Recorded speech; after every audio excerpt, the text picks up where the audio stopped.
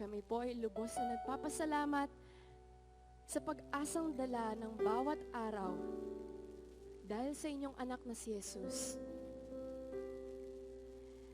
Amin pong ipinagbubunyi at inaalala ang kahalagahan ng bawat araw dahil sa buhay na ipinapaalala niyo sa amin. Salamat po, Panginoon, pagkat sapat na ang inyong anak upang magkaroon kami ng kapayapaan sa aming puso, upang kami maging katanggap-tanggap sa inyong harapan. Sa oras na ito, O Diyos, kami po ay nagkakaisa ng may isang hangarin, at yun ay maidakila ka, mapapurihan ka. Ano man, Panginoon, ang mga balakid sa aming kapaligiran, sa mga nagaganap sa aming bansa, kami po ay nananatiling mananangan at mananalig sa inyo, O Diyos, sa kapangyarihan nyo na walang kapantay. Nawa magalak ka, O Diyos, sa mga awiting iniaalay namin sa inyo sa oras na ito. Tanging kayo lamang ang aming itinataas. Tanggapin mo, Panginoon, di lamang ang aming mga papuri, ngunit maging ang aming buhay. Mahal na mahal ka namin, O Diyos.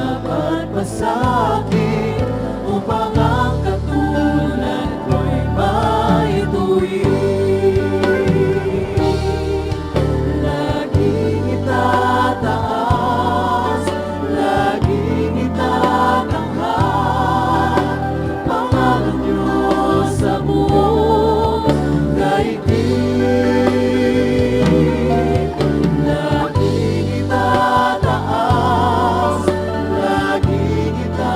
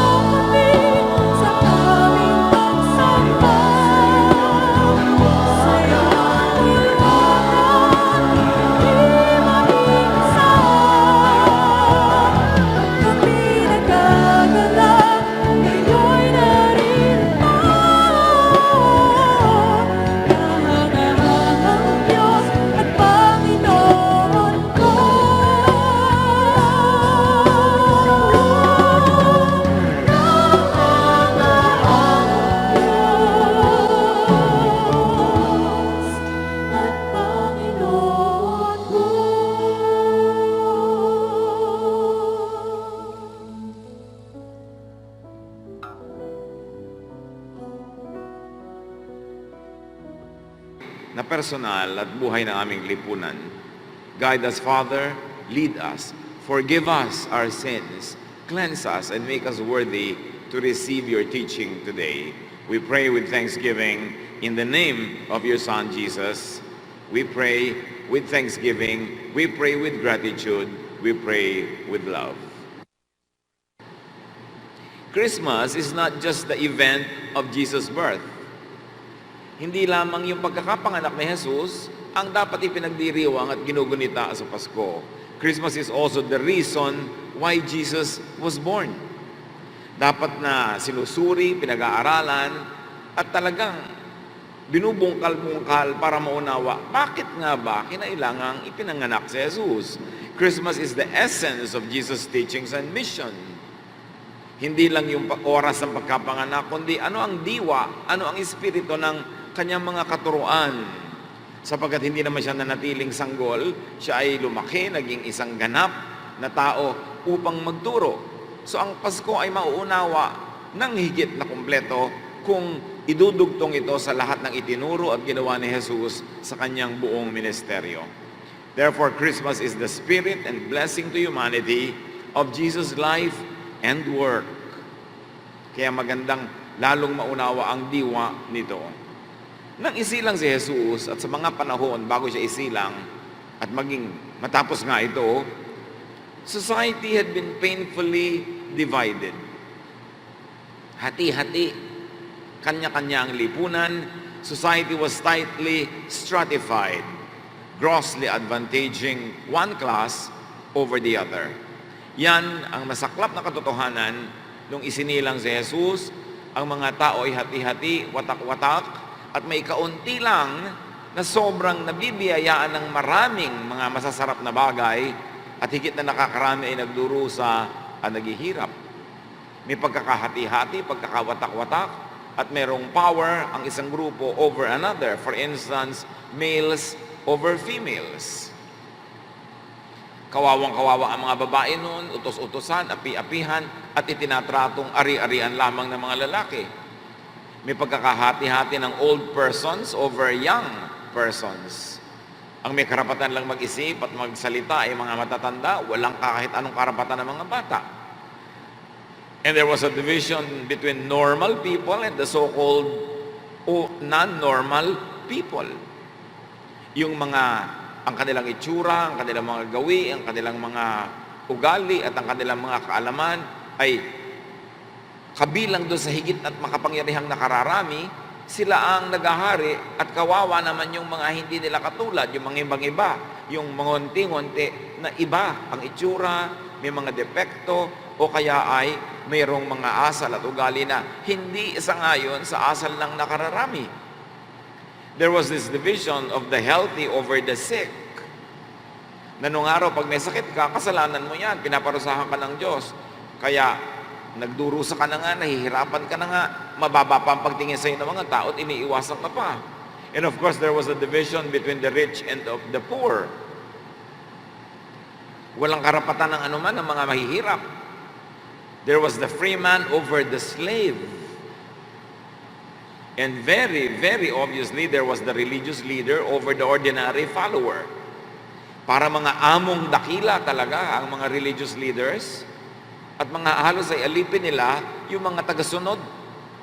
And then there was the issue and the division between the clean over the unclean person. Pagka ikay babaeng dinudugo, unclean ka. Pag may monthly period ka, unclean ka. Lahat na lang unclean. Kaya napakaraming kawawa at binabaliwala at naaapi.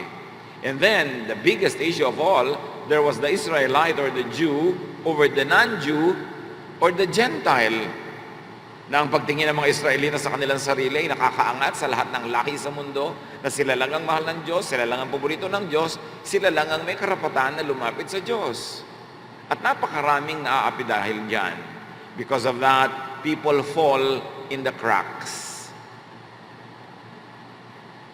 Yung mga malalaki, hindi sila mahuhulog sa mga maliliit na mga butas-butas at mga cracks, pero yung maliliit, nagkakandahulog-hulog sila, people suffer. Ito ang kalunos-lunos na katotohanan sa panahon ni Jesus. this unfair and unjust socio-religious system marginalized, oppressed, hurt, and killed the life out of multitudes. Konti lang ang malusog, konti lang ang busog, konti lang ang masaya at mayroong kapangyarihan. Then comes Christmas. Comes Jesus. Enter the King of Kings. Then enters the teacher. Isaiah 9, 6-7. A child has been born for us. We have been given a son who will be our ruler. His names will be Wonderful Advisor and Mighty God, Eternal Father and Prince of Peace. Noong pa man ay sinabi na darating ang tagapagligtas, darating ang anak ng Diyos, at ang mga pangalan niya, siya'y tagapayo, makapangyarihang Diyos, walang hanggan na Ama at prinsipe ng kapayapaan. And this is not political peace, but interrelational peace. Kapayapaan from person to person, between a person and another. So what kind of rule would the Son administer over His people? Hinihintay, pinananabikan ang pagdating ng anak ng Diyos? Anong uri kaya ng pamamalakad at pamamahala ang kanyang paiiralin at ituturo? John 1:14, the Word, and that refers to Jesus, became a human being and lived here with us. We saw His true glory, the glory of the only Son of the Father. From Him, all the kindness and all the truth of God have come down to us. Ang ibinaba sa lupa mula sa langit ay ang kabutihan, kabaitan at katotohanan ng Diyos. Taliwas ito sa lungat sa usong-uso noon na ang binababa ng mga relihiyoso mula sa langit ay ang kalupitan, ang kahigpitan, ang galit, ang ngit-ngit, ang puot, ang parusa, ang palo ng Diyos. Ayon sa mga religious leaders. Pero yan ay binaligtad ng langit sapagkat hindi yun ang kalooban ng Diyos. Isinilang si Jesus para ipakilala ang tunay na mukha ng Ama sa langit at ito ay mabait, maibigin, at ito ang totoo tungkol sa Diyos. Luke 4:18, the Lord's Spirit has come to me because He has chosen me to tell the good news to the poor, not to the rich. The Lord has sent me to announce freedom to prisoners, not to the free, to give sight to the blind, and to free everyone who suffers. At yung poor and rich dito, hindi economic or financial. Ito yung poor ka kasi wala ka ng enjoyment sa buhay, lagi ka nalang naaapi, lagi ka nalang kawawa. And sometimes it follows that it's because you are financially poor. But when you say rich, that the news is not for the rich. It doesn't mean it is for those who have a lot of money or successful. It is for those who think they are spiritually rich, who think that they are already successful and they have arrived and entitled to all the privileges. Hindi para sa kanila ang news ni Jesus. Hindi dumating si Jesus para lalo pang palakasin yung malakas na, bigyan ng kapangyarihan yung makapangyarihan na, payamanin palalo yung mayaman na, at apihin yung api na nga. Dumating si Jesus para baligtarin ang kalakaran na yon, palayain ang mga nakukulong, pasayahin ang mga nalulungkot, at bigyan ng spiritual and emotional happiness yung mga mahihirap at maralita sa spiritual and emotional happiness. The coming of Jesus was about giving balance to society. Jesus set out on a tireless and relentless mission to set people free from spiritual and social oppression. Sa impyerno ng pagdurusa dahil may konting nagpapasasa at nagsasamantala sa higit na nakararami. Napakalaki ng social concern ng ministry ni Jesus, hindi lang tungkol sa kalangitan at sa buhay na walang hanggan doon sa kabila, kundi pati sa buhay dito sa lupa. Jesus set out on a tireless and relentless mission to teach and demonstrate spiritual and social equality. Dahil walang Jesus elevated the social and spiritual place of women, like in Luke 10:40-42. Martha was worried about all that had to be done. Finally, she went to Jesus and said, Lord, Doesn't it bother you that my sister has let me to do all the work by myself? Tell her to come and help me. The Lord answered, Martha, Martha, you are worried and upset about so many things, but only one thing is necessary. Mary has chosen what is best, and it will not be taken away from her. You know the story. Jesus and men, his disciples, were in the house of Martha and Mary and their brother Lazarus. Siyempre, ang mga lalaki ay nandun sa sala at nagtuturo ang Panginoon. Si Martha, busy sa kusina para magpakain ng mga lalaki. Matuto mula kay Jesus. Pinili niyang umupo, kaumpok ng mga lalaki para matuto mula kay Jesus. Choice niya yun. Nakita niyo? Para kay Jesus, ang babae hindi lang pang kusina. Siya dapat makiumpok sa mga kalalakihan, matuto, patalinuhin ang kanyang utak. At nang sa gayon, siya ay lalong makapaglingkod sa Diyos sa mga iba't ibang paraan, hindi lang tagatimpla ng kape. Inelevate ni Jesus ang kalagayan ng mga babae. At di bali nang magutom itong mga lalaking to, yung mga babae, kung makikinig din sa pag-aaral, o wala nalang merienda, kesa sa pinagmerienda mo ng ayos na ayos, pero yung mga babae na sacrifice, wala silang napala. This was the choice. Can you imagine? Sabi ni Jesus, Mary has chosen what is best. Jesus liberates women and gives them choice. Pwede na silang mamili kung anong gagawin nila. Hindi yung may naka-assign na role sa kanila at wala silang choice. Mark 15, 41-42, some women were looking from the distance. They had come with Jesus to Jerusalem. But even before this, they had been his followers and had helped him while he was in Galilee. Ipinapako si Jesus, merong mga nakabantay mula doon sa may tabi-tabi doon, at maraming kababaihan na galing pa sa malayong probinsya ng Galilee. Sinundan si Jesus hanggang Jerusalem. Anong ibig sabihin nun? Jesus set them free from their household chores. Pinili nila na maging disipulo, pinili nila na sumunod, maglingkod kay Jesus, at sila'y lumaya mula sa kusina, mula sa kalalaba, kagaganito. Hindi ibig sabihin, kung mo Kristiyano ka, pinapalaya ka ni Jesus, magiging pabaya ka ng asawa at ina. Pero may choice ka, mag-time management ka lang dyan. Pinalaya ni Jesus sa mga babae sa pagkakatali sa bahay.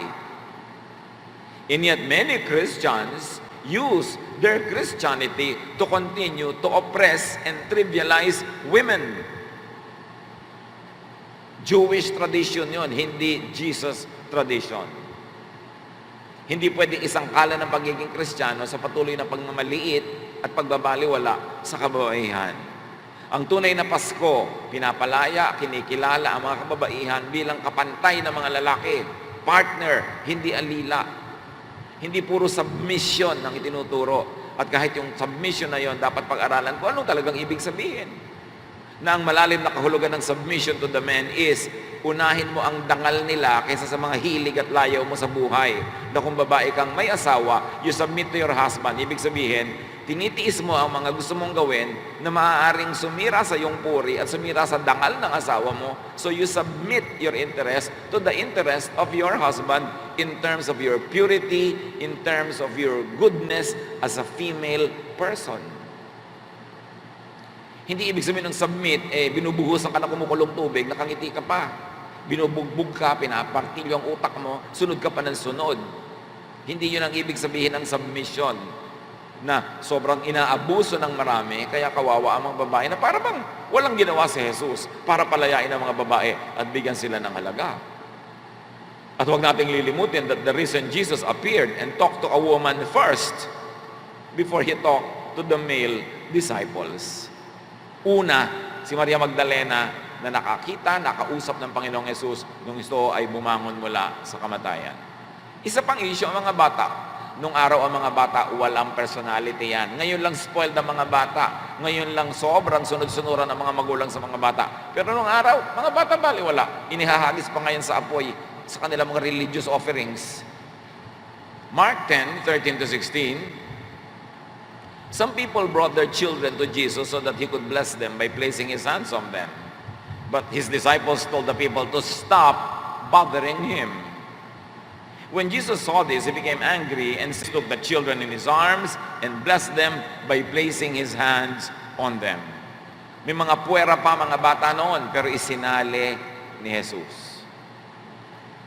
Isa na namang grupo na masyadong binabaliwala, binamaliit, pinalaki niya. At hindi na natin iisa-isahin ang lahat dahil aabutin tayo ng susunod na Pasko. Suffice to say, Jesus ministered to the sick na pinapabayaan ng marami. Kasi ang paniniwala nila, may kasalanan ka, kaya ka nagkasakit. So bakit kita aalagaan? Magdusa ka. Jesus touched the unclean.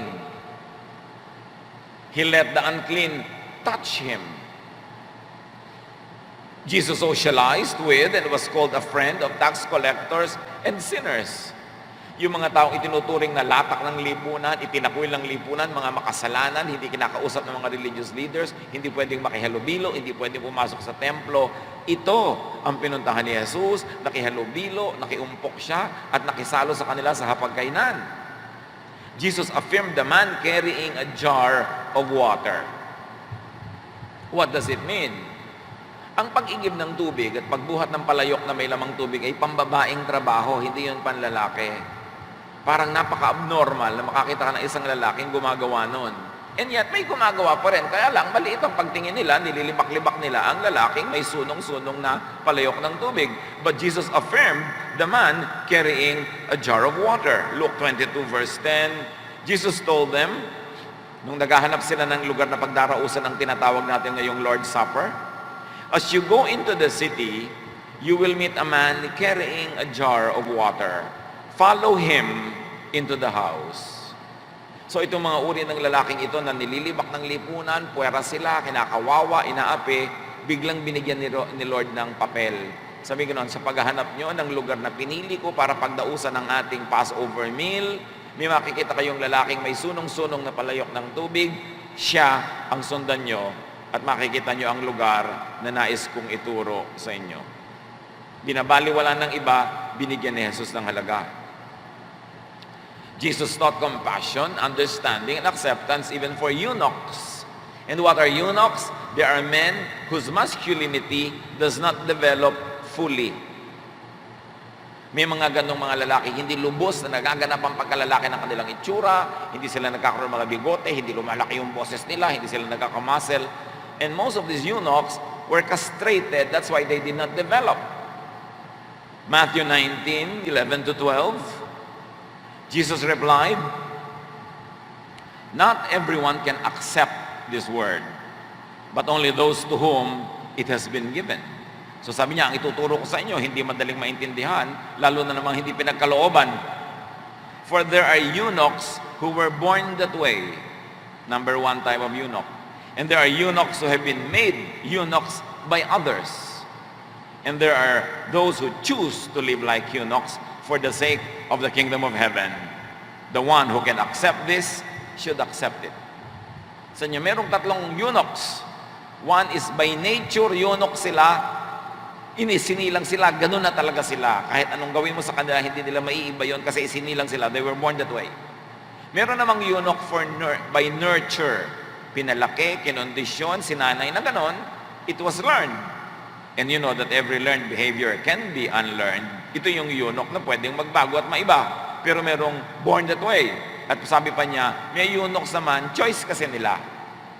Para makapag-focus sila sa paglilingkod sa Diyos, hindi nila hinayaan na ma-develop ang kanilang masculinity, hindi sila nag-asawa, sila ay nakatalaga sa mga gawain na pang Diyos lamang, sabi ni Jesus. At kung ito kaya niyong lunukin nyo, kasi ako nagsasabi, hindi lahat maintindihan ito, pero yung pinagkalooban na maunawa, unawain nyo. So yung mga eunuchs na maliit ang pagtingin ng mga tao, nililibak-libak, pinupuwera-puwera, sabi ni Jesus, meron na talagang likas. Hindi silang may gawa niyan, so huwag silang sisihin nyo. Meron naman na ginawa lang silang ganyan ng tao, pinalaki silang ganyan, at merong pinili nila yan. So another group of people who have always been looked down upon, inaapi-api, pinupuwera-puwera, ipinaliwanag ni Jesus kung paano sila pakikitunguhan at tatanggapin. Jesus accepts and affirms outcasts, people who do not fit in the common mold, people who fall in the cracks. Ang lipunan kasi, may mga tinatawag na normal. Halimbawa, ang korte nila, bilog. Ang dami nila, dikit-dikit na bilog. Pero hindi lahat ng tao bilog. May triangle, merong square, merong malaki, may maliit. And there are those who don't fit in that mold. Anong gagawin mo sa kanila? Ang madaling gawin, libakin, ipwera, kawawain, apihin. Total, wala naman silang boses, konti lang sila. Pero si Jesus, binigyan ng boses ang mga walang tinig. Bigyan ng halaga ang mga hindi binibigyan ng halaga. Kinilala ang mga hindi kinikilala ng lipunan. You know, these people are outsiders, marginalized and oppressed. They are the sick, the poor, the slaves, the ordinary, the unclean, the Gentiles, the non-Jews. Ang dami-daming taong ape, kawawa, oppressed by the powerful or by the majority. Yung tungkol sa Gentiles and Jews na inaakala at itinuturo at pinagmamalaki ng mga Hudyo na sila lang ang gusto ng Diyos, mahal ng Diyos, paborito ng Diyos, tinibag, binasag, ginuho ni Jesus yan sa kanyang kauna-unahang sermon. Luke 4:25 to 29. The first sermon of Jesus, nagbigay siya ng halimbawa. Sabi niya, once during the time of Elijah, there was no rain for 3.5 years, and people everywhere were starving. There were many widows in Israel, but Elijah was sent only to a widow in the town of Zarephath near the city of Sidon. Ginunita ni Jesus ang isang himala ng isang babaeng balo ay pinakain ng Diyos sa isang napakamahimalang paraan upang malampasan niya ang taggutom. At sabi ni Jesus, nung panahon ni Elias, 3.5 taon na walang ulan, natuyo ang bukid, natuyo ang mga halaman, nagkaroon ng taggutom. Sa dinami-rami ng babaeng balong Israelita, walang pinaghimalaan ng Diyos ni isa, kundi ang babaeng hindi Israelita, ang babaeng Gentile na taga Zarephath sa Sidon. Siya ang pinaghimalaan. So ngayon, sasabihin ninyo, kayo ang paborito ng Diyos? At dinagdagan pa ni Jesus, verse 27. During the time of the prophet Elisha, many men in Israel had leprosy, but no one was healed except Naaman who lived in Syria. Sabi kanina, babae yung example, lagyan natin ng lalaki. Noong panahon pa rin ng propetang Elias, napakaraming lalaking Israelita ang may ketong, pero ni isa sa kanila walang pinaghimalaan ng Diyos, kundi ang lalaking taga-Syria, isang non-Jew, isang Gentile, siya ang pinaghimalaan ng Diyos. Pagkatapos iniisip nyo, kayo ang paborito ng Diyos, mahal na mahal kayo, at nilalait at maliit ang pagtingin nyo sa ibang hindi Hudyo. Jesus shatters the myth of a favorite and blessed people, race, and nation. Hindi na niya gusto pang ipagpatuloy ang pang-aapi sa mga non-Jews by the Jews. Verse 28, when the people in the meeting place heard Jesus say this, they became so angry that they got up and threw him out of town. They dragged him to the edge of the cliff on which the town was built because they wanted to throw him down from there. Itong mga Hudyong nakikinig, na akala nila ipagpapatuloy ang pagbebebe sa kanila na sila ay best, sila ang paborito ng Diyos, sila ang mahal ng Diyos, nagulat sila sa sinabi ni Jesus at napuot sila, nagalit, nagngit-ngit kay Jesus. Kinaladkad nila si Jesus palabas ng bahay dalanginan at ihahagis nila sa bangin para patayin. Kasi nadinig nila ang ayaw nila marinig na mahal ng Diyos ang lahat ng tao. And Jesus was setting the Gentile equal to, or in this case, even above, the Israelite. And this is nothing but balancing. Ibinababa ka pag sobrang taas at itinataas ka naman pag sobrang baba. Kasi ang Diyos balance. Gusto niyang i-balance. Yung mga dating puwera, isali. Yung dating namamayagpag at nagahari, pababain.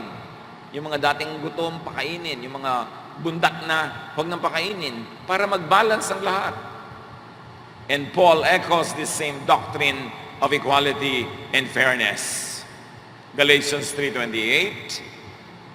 Faith in Christ Jesus is what makes each of you equal with each other.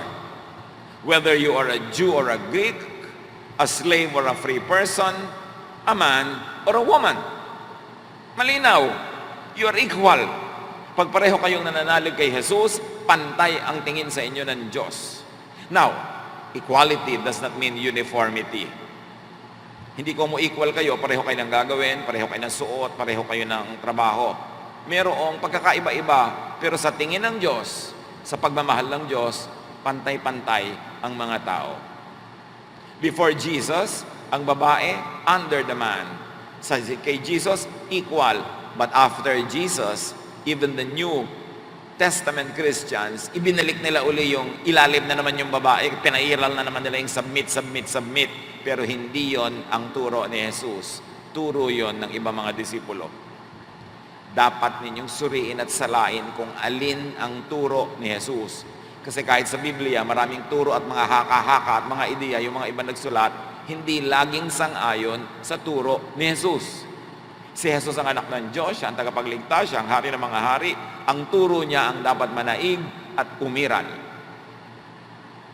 Si James even particularizes this equality thing. James 2:1-3. My friends, if you have faith in our glorious Lord Jesus Christ, you won't treat some people better than others. Kung nananalig kayo sa ating Panginoong Jesus, wala kayong itatangi, wala kayong mas itataas kesa sa iba. Suppose a rich person wearing fancy clothes and a gold ring comes to one of your meetings. And suppose a poor person dressed in worn-out clothes also comes. You must not give the best seat to the one in fancy clothes and tell the one who is poor to stand at the side or sit on the floor. So obviously, this was already happening among the Christians in the New Testament times. Sabi ni Santiago, huwag kayong mukhang pera. Pag nakakita kayo ng mayaman na uma-attend, bibigyan nyo agad yung best seat. At kahit nakaupo na doon yung mahirap at maralita, papatayuin nyo pat ibibigyan nyo pa yung upuan doon sa mukhang mayaman. At idinagdag pa nga ni James, di ba ang mga mayayaman ang umaapi sa inyo? Ang mga mayayaman ang dinudusta kayo, inuutos-utusan kayo. Bakit baw na baw kayo sa mayayaman? Di naman kayo binibigyan. Bakit nga ba nasa psychology ng mga tao pag mukhang mayaman, astang mayaman, bibigyan agad ng VIP treatment? Wala ka namang ibibigay sa iyo yun lalo ka lang aalilain nun. Sabi, sino bang umaapi sa inyo? Sino bang gumigipit sa inyo? Di ba yung mayayaman? Ba't ka darapa kayo sa kanila? Siyempre, umaasa ka maambunan siguro ng grasya, matapunan ng kahit konting kung ano man. Pero sabi ni James, hindi dapat ganyan. Pantay-pantay dapat ang pagtingin nyo sa church. Hindi yung may mga VIP seats, hindi may mga ganyan, may mga ganon. Iba naman, siyempre, kung minsan may mga bisita ka pa na galing sa kilayo-layo, i-reserve mo ng konting upuan para dahil bisita mo sila and you're hospitable. Pero yung pare-pareho kayo mga members, lagi kayong nandyan, may itatangi. Walang ganyanan. Walang favoritism dapat. Ano nga ba ang Pasko? Ang mga ito ang Pasko. Hindi lang parol, hindi lang Christmas tree, hindi lang regalo, hindi lang mga kalembang na mga kampana. Yung pagbabago ng ating pag-iisip, yung pagbabago ng ating pagtrato sa kapwa, na wala kang itinatangi, wala kang kinakawawa, wala kang inaapi. Yun ang Pasko. Kaya dumating si Jesus para ituro yun. Ang event hindi yung pagkakapanganak lang. Ang event ay ipinanganak siya para may ituro. Therefore, yung kanyang turo ang mahalagang diwa ng Pasko. Christmas, the birth and ministry of Jesus means much more. It is about spiritual and social equality and fairness. Kahit regalo ka ng regalo, Pasko ka ng Pasko, pero may inaapi ka, may malitang yung pagtingin, may kinakawawa ka dahil hindi siya normal katulad mo, wala kang totoong Pasko sa puso. Hindi totoong nag-ahari si Jesus sa iyong puso. The special spiritual social privilege of a few was exposed, challenged, and invalidated by Jesus. Giniba niya yung mito na mayroong mga konting dapat ay privileged sila. kay Jesus, pag nananalig ka sa Kanya, lahat ay pantay-pantay. Kaya tinuligsa niya ang mga religious leaders na laging VIP. Matthew 23, 5-12. They love the best seats at banquets and the front seats in the meeting places. And when they are in the market, they like to have people greet them as their teachers. But none of you should be called a teacher. You have only one teacher, and all of you are like brothers and sisters. Yan para kay Jesus. Pare-pareho lang kayo nag-aaral, pare-pareho lang kayong estudyante ng salita ng Diyos. Wala naman totoong teacher, kundi si Jesus lang. Huwag kayong masyadong maghanap ng VIP treatment.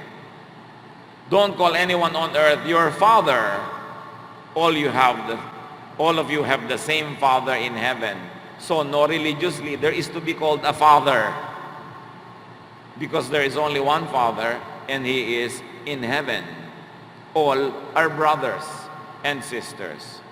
None of you should be called a leader, sabi ni Jesus.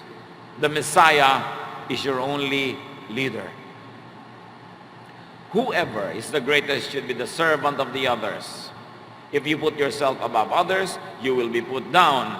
But if you humble yourself, you will be honored. Yan si Jesus. Ibang-iba sa nakaugalian ng marami. In the spirit of Christmas, as a Jesus believer and follower, claim, enjoy equality and fairness. Anak ka ng Diyos, nananalig ka kay Jesus, huwag kang pumayag na inaapi-api ka. Huwag kang pumayag na binabaliwala ka. Huwag mong payagan na baliwala ka, bigyan mo ng halaga ang iyong sarili, maging makatuturan ang iyong buhay, ang iyong pananalita, ang iyong kilos, ang iyong gawa, maging mabunga para mayroon kang katuturan. Huwag kang pumayag na kung sino ka lang na anino o isang taong walang anino, dapat may halaga ka. Kaya pahalagan mo ang iyong sarili. Huwag kang umasa sa iba para sa ikabubuhay kung ikaw naman ay hindi sobrang bata, sobrang matanda o sobrang may sakit. Para igalang ka, earn your keep. Kitain mo ang iyong kakainin para hindi ka kinakawa-kawawa at inaapi-api. Maging mahalaga ka. Pahalagahan mo ang iyong sarili. Magtrabaho kang mabuti para meron kang worth. Kasi pinapahalagan ka ni Jesus, dapat turuan mo ng iba na pahalagahan ka. At papahalagahan ka lang naman ng iba kung hindi ka umaasa. Papahalagan ka ng iba kung may katuturan ka talaga at may saysay. Kaya dapat may saysay tayo sa buhay. Dapat may ginagawa ka na fruitful. Lagi kang may i-contribute na maganda. May idadagdag ka, nakaayusan. Hindi lagi kang pabigat, lagi ikaw ang problema. Talagang tatapak-tapakan ka. Hindi yon ang destino mo bilang anak ng Diyos. Dapat may halaga. At papahalagahan ka lang ng iba kung may halaga ka nga. At lahat ng tao ay may halaga. Kung magiging totoo tayo sa sarili, de-develop natin ang mga talent, at lagi nating hahanapin, ano bang magagawa ko, ano maiko-contribute ko, ano maibibigay ko. People will give you worth and will value you. Pero kung lagi ka lang nakaasa, nakahingi, nakasandal, talagang iiwasan ka at lalait-laitin ka ng mga tao. Kailangan din igalang mo yung sarili para igalang ka ng iba. Hindi kung kumilos ka, para ina-advertise mo na pwede nyo akong bastusin, pwede nyo akong baliwalain, pwede nyo akong itratong parang basahan. Nasa kilos mo rin yan. Kaya yun ang Pasko, pahalagahan ang sarili para pahalagahan ka rin ng iba. Because Jesus came to set you free from social oppression. As Jesus' believer and follower, deserve equality and fairness. Don't just demand equality and fairness, deserve it. Earn it. Gusto mo itrato kang may halaga? Kapantay nila? Pagtrabahuhan mo para makarating ka talaga sa level na kapantay ka. Na meron kang katuturan, meron kang halaga. In the spirit of Christmas, as a Jesus believer and follower, promote equality and fairness. You should promote it. Kung tayo ay nananalig kay Jesus, hindi tayo papayag na merong inaapi dahil lang hindi siya katulad ng iba. Dahil lang hindi siya kasing normal ng iba. Hindi ka mang-aapi dahil kakaiba yung tao. Iba-iba talaga ang tao. Ang nangyari lang, mas maraming magkakamuka, yung konti tuloy na hindi nila kamuka, inaapi nila. Hindi ka papayag na mangyari yon kung ikaw ay nananalig kay Jesus. Romans 2:11, God doesn't have any favorites. Magulang ka, pantay-pantay ang pagtingin sa anak, hindi may paborito. Anak ka, pantay dapat ang pagtingin mo sa ama't ina, hindi may paborito. Ikaw ay employer, manager, dapat pantay-pantay ang pagtingin mo sa mga tauhan mo, hindi yung may paborito ka. Because God doesn't play favorites. So hindi totoo na paborito ng Diyos ang Israel. Merong paboritong ipinagawa sa ka-Israel, pero hindi ibig sabihin na laging Israel lang kahit mali na siya. Laging siya na lang ang mamahalin at ipinakita yun ni Jesus. Malinaw yon. Walang paborito ang Diyos na bayan, na tao, na uri, na gender, na social class. Lahat ng tao mahal ng Diyos kasi nilikha ng Diyos ang lahat ng tao. Kaya kung ikaw nag-iisip-isip na hindi ako mahal ng Diyos, hindi totoo yun. Gawin mo totoo sa isip mo dahil yon ang mensahe ng Pasko. Could you be treating someone unfairly? Could you be treating someone with prejudice? Hindi Pasko yan. Hindi Jesus yan. Hindi yan galing sa Diyos. Give the gift of Christmas. Give equal and fair treatment to people. Asawang lalaki, maging fair ka sa iyong asawang babae. At ganoon din asawang babae, maging fair ka sa iyong husband. Maging fair ka sa iyong mga anak. Maging fair ka sa lahat. Kasi yun ang kalooban ng Diyos. Ang kapangyarihang ipinahihiram sa atin ay upang tayo kumupkop, umaruga, mag-alaga, lalo ng mga puwera, isali. Yung mga kawawa, kupkupin, yung mga gutom, pakainin, yung mga inaapi-api, tangkilikin. Yun ang turo ni Jesus, yun ang tunay na diwa ng Pasko. So lahat tayo, pwedeng magbigay ng gift of Christmas. Kasi baka tayo may inaapi-api, tigilan nyo na para magkaroon ng totoong Pasko sa inyo at sa Kanya. Kung meron kang paboritong lagi nalang dililibak, pinagtatawanan, yung tinatawag na village idiot, sa barkadahan, merong laging binabatukan, inuutusan, pinagtatawanan, itigil nyo yan, hindi yan nakakalugod sa Diyos. At kung merong taong iba ang kilos kesa sa kilos mo, iba ang kanyang pananaw sa pananaw mo, iba ang kanyang sitwasyon sa sitwasyon mo, huwag mo siyang laitin. Pareho lang kayong nilikha ng Diyos. Nagkataon lang na baka pinalad ka, nakamukha ka ng majority. But majority does not mean yun lang ang tama at yun lang ang mahal ng Diyos. Let Christmas be true. Let the spirit of Christmas rule our lives, not only at Christmas time, but every time. And the spirit of Christmas is this, to take care of the sick, the poor, the outsider, the oppressed. Dear Lord, thank you that you love us. Turuan nyo kami na ang diwa ng Kapaskuhan, ang pagpapalaya sa kapwa na nakatali, pagpapahalaga sa hindi binibigyan ng halaga, pagtanggap sa itinatakwil, ito ang maging diwa namin para maging totoo ang Pasko sa aming buhay.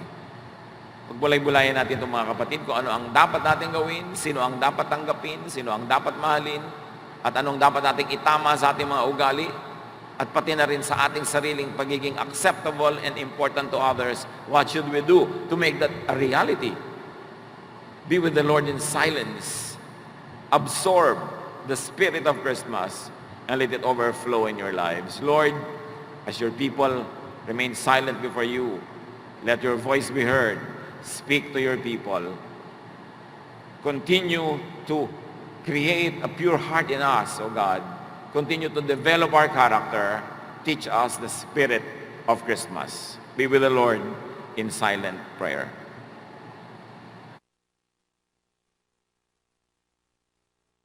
To